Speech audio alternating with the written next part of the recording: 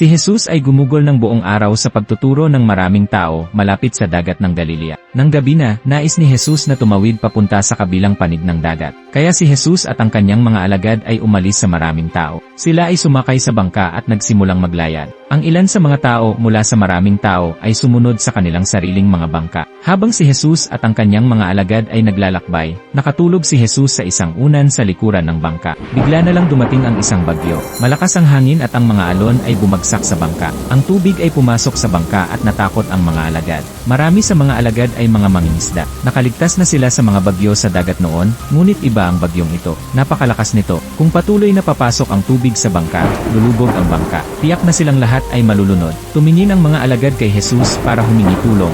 Ngunit si Jesus ay mahimbing pa ring natutulog sa likuran ng bangka. Tila hindi niya napapansin ang bagyo. Inisip ng mga alagad kung nagmamalasakit ba si Jesus na malapit na silang lumubog sa dagat.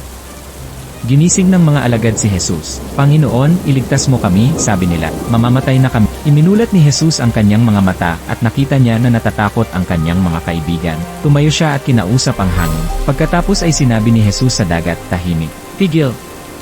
Sa tunog ng boses ni Jesus, tumigil ang hangin sa paghihip at tumigil ang mga alon sa pagbagsak. Lahat ay tumahimik at ligtas ang mga alagad. Tumingin si Jesus sa kanyang mga alagad at nagtanong, bakit kayo natatakot?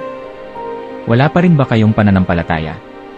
Namangha ang mga alagad. Sino ba ang taong ito? Tanong nila sa isa't isa. Kahit ang hangin at ang mga alon ay sumusunod sa kanya. Alam ng mga alagad ni Jesus na si Jesus ay isang mabuting tao at isang mabuting guro. Nang pinakalma ni Jesus ang hangin at ang mga alon, ipinakita niya sa kanyang mga alagad na siya rin ay Diyos. Pinamumunuan niya ang dagat at pinapakalma ang mga alon nito.